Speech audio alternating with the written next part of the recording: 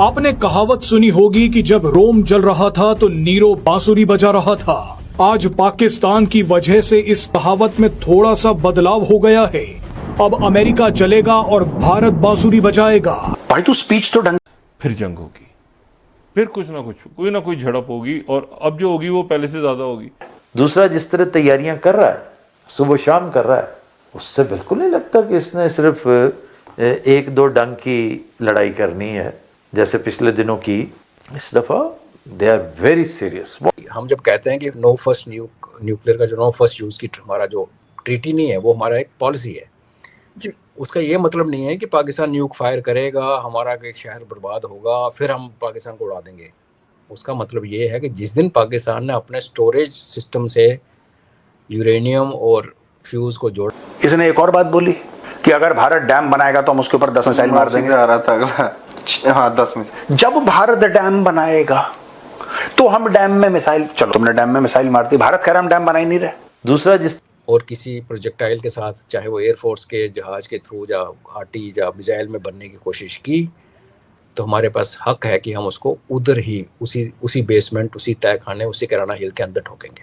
तो ये जो एटमी धमकी और एटमी जंग और आदि दुनिया को तबाह करने वाली बात थी, ये इस वक्त पाकिस्तान के गले पड़ गई है। इस वक्त पाकिस्तान हो सकता है अजीत दोल पुतिन को कन्विंस कर ले कि भाई जब ये प्रेशर डालें जंग बंदी के लिए, सीज फायर के लिए, तो तुम वीटो कर देना। जय हिंद। तो भारत की तरफ देखा भी तो नक्शे से गायब कर देंगे। जी हाँ दोस्तों, मुनीर ने दी भारत को धमकी तो भारत ने भी दिया करारा जवाब, जिसको देख करके अमेरिका समेत पूरी दुनिया हैरान। तो चलिए पहले वीडियो देखते हैं, फिर बात करते हैं इस वीडियो के बारे में। तो चलिए स्टार्ट करते हैं। कहते हैं कि नो फर्स्ट न्यूक्लियर का जो नो फर्स्ट यूज की हमारा जो ट्रीटी नहीं है, वो हमारा एक पॉलिसी है जी। उसका ये मतलब नहीं है कि पाकिस्तान न्यूक फायर करेगा, हमारा एक शहर बर्बाद होगा, फिर हम पाकिस्तान को उड़ा देंगे।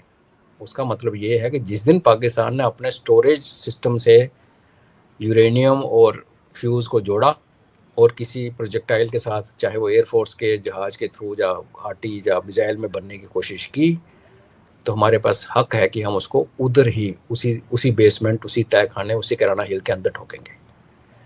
तो ये उसको पता है, तो वो शायद अपने देश को तैयार कर रहा है ये कह के कि हम तो डूबेंगे, हम पूरे आधे देश को। कौन सी आधी दुनिया तुम्हारे साथ डूबने वाली है? क्योंकि हमारी इधर से इंडिकेशन बड़ी क्लियर आ रही है। चीफ आर्मी साहब ने कहा कि ये बड़ी जल्दी कुछ होने वाला है, और ये बहुत जल्दी होना भी चाहिए, बिकॉज इसको जितना हम बढ़ाते जाएंगे और जितना अमेरिका उसके बीच में घुसता जाएगा।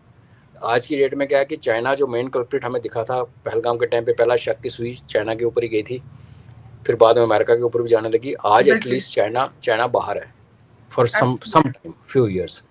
तो अब हमें निपटना है पाकिस्तान के साथ। अमेरिका क्या कर लेगा, कितना कर लेगा?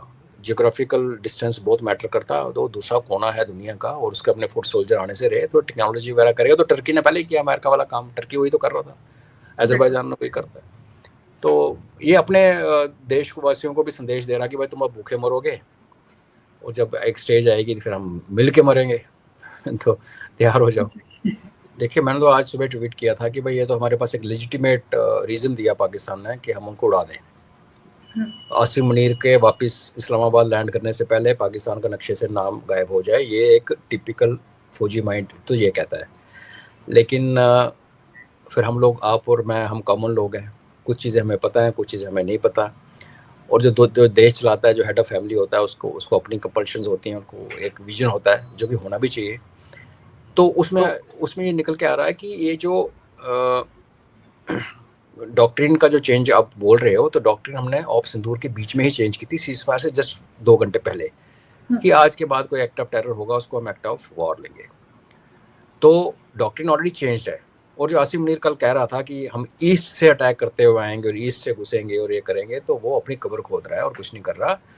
तो कल को जब कुछ होगा, चाहे वो बिहार में हो, यूपी में हो, वेस्ट बंगाल में हो, केरला में हो, तो फिर हमारे पास एक लेजिटिमेट रीज़न होगा। क्योंकि पहले हो सकता था कि अगर ईस्ट में होता तो हम इन्वेस्टिगेट करते, पता करते, 2-4 दिन के बाद हम ISI का लिंक ढूंढते। अब तो ये है कि भाई उसने हमें, उनके जो जनरल चौधरी, उन्होंने भी इसी तरह की बात कही, और इकोनॉमिस्ट को जो स्टेटमेंट दिया था। तो ये सुसाइडल उनका एटीट्यूड है। जब कोई बंदा फ्रस्ट्रेट हो जाता है ना, देखिए आपका आज तक आप जिए न्यूक्लियर ब्लफ, उससे पहले आप प्रॉक्सी वॉर लड़ते रहे, वहाँ भी मार पड़ी, कश्मीर मोरलेस शांत हो गया। पहलगाम का एक दुर्भाग्यपूर्ण हुआ इंसिडेंट, लेकिन ये भी देखिए कि वो 5 साल में एक इंसिडेंट हुआ था। और ये भी देखिए कि वहाँ जिसने वो सेटअप किया था प्राइवेट पार्टी ने, उसने ना डीसी से परमिशन ली, ना टूरिज्म परमिशन, सरकार को बताया तक नहीं। वो भी एक पॉलिटिकल लीडर जुड़ा हुआ था रूलिंग पार्टी से, तो वो कर गया और एक टारगेट मिल गया उनको। अदरवाइज कश्मीर जो आज 2019 से पहले का कश्मीर और उसके बाद में एक ज़मीन आसमान का फ़र्क है। तो हालांकि मेरे को कश्मीरी एटीट्यूड और उनकी जो बातें हैं उनके मेरे को ज़्यादा अभी भी इतना विश्वास नहीं है, बट ओवरऑल एक सिक्योरिटी सिचुएशन बदली है। तो आप वो लड़ाई हार गए। आपने जब आक्रमण किया भारत में 47 में, 65 में, 71 में, 99 में आपने मार खाई, तो आपके पास आज आकर बचा था न्यूक्लियर ब्लफ। वो हमने ऑपरेशन 2025 में भी ऑपरेशन सिंदूर में उन्होंने ध्वस्त किया, फिर भी अलग वही चला रहे पुराना राग जी। तो अब क्या बचा आपके पास, क्या बचा बताओ? तो आप अपनी पॉपुलेशन को क्या बताओगे जो भूखी मर रही है, जिनको पानी का भी, आज रिवर का, मैं जब आ रहा था अपने गांव से जम्मू में तो पूरा चिनाब भरा हुआ था, भर के जा रहा था, क्योंकि इस टाइम फ्लड का सीज़न है। तो फ्लड में डुबो दो और सूखे के टाइम पे बंद कर दो, तो वो क्या करे? वो जिहाद ही बेचेगा। लेकिन जिहाद बेचो, अब कश्मीर का नाम लो, वो अब लेते रहो, हमें को फर्क नहीं पड़ता। जब आप ये मैकेनिक्स पे चले गए ना, ये कहने लगे कि हम ईस्ट से शुरू करेंगे, फिर आप ये कहने लगे कि इंडस के ऊपर डैम बना तो हम 10 मिसाइल में उड़ा देंगे, और न्यूक्लियर आएगा, मतलब हम मरने के लिए तैयार हैं, हमें वो 72 हो रहे चाहिए, हमें इस दुनिया में कोई काम नहीं है, तो आप मरो भाई। ये जो गठजोड़ है इन दोनों का, इंडिया और मार्शल ने अमरीकी दौरे के दौरान पाकिस्तानी कम्युनिटी से खिताब करते हुए जोश खिताबत में बहुत सारी बातें कह डाली। इंडिया को धमकियां भी दे दी और एटमी न्यूक्लियर धमकी भी दे दी, और कहा कि अगर आप डैम बनाएंगे, पानी रोकेंगे, तो हम मिसाइल मारकर डैम उड़ा देंगे। बात सिर्फ यही नहीं रुकी, बल्कि बात कुछ आगे भी चली गई।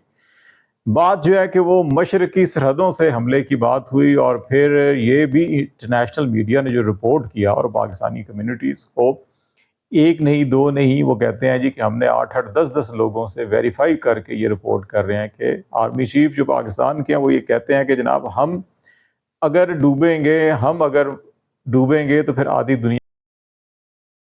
दोस्तों आप लोग जानते हैं मुनीर पहुंचा हुआ है अमेरिका पर, और वहां से खड़े होकर के अमेरिका की धरती से वो भारत को धमकी दे रहा है, और धमकी भी ऐसी जिसको देख करके पूरी दुनिया हंस रही है। और पूरी दुनिया मुनीर को यह याद दिलाने की कोशिश कर रही है कि शायद मुनीर ऑपरेशन सिंदूर और भारत पाकिस्तान के बीच में ये जो युद्ध हुए हैं उनको शायद भूल चुका है, जैसे कि कारगिल और बहुत सारे युद्ध हुए हैं उनको शायद पाकिस्तान भूल चुका है। इसीलिए दुनिया अब मुनीर को वो याद दिलाने की कोशिश कर रही है, और मुनीर के इस बयान को लेकर के अमेरिका में भी काफ़ी ज़्यादा विवाद उठने लगा है। क्योंकि दोस्तों आप लोग जानते हैं, हालांकि अमेरिका और भारत में अभी जो संबंध है वो बहुत ही ज़्यादा खराब हैं, लेकिन पिछले कुछ समय से अमेरिका और भारत के बीच में संबंध बहुत ही अच्छे थे। लेकिन दोस्तों अब अमेरिका की पब्लिक भी मुनीर के खिलाफ खड़ी हो चुकी है, और साथ ही दोस्तों और मुनीर के खिलाफ पाकिस्तानी भी खड़े हो चुके हैं। और मुनीर ने जो न्यूक्लियर वार को लेकर के बयान दिया था उसको लेकर के अब पाकिस्तान खुद ही उस जाल में फंसता हुआ नजर आ रहा है। तो बाकी आप लोगों ने वीडियो देखी होगी, आप लोग भी अपनी राय कमेंट्स में जरूर देना है इस वीडियो को लेकर के। तो चलिए दोस्तों वीडियो यही समाप्त करते हैं, मिलेंगे नेक्स्ट वीडियो फिर।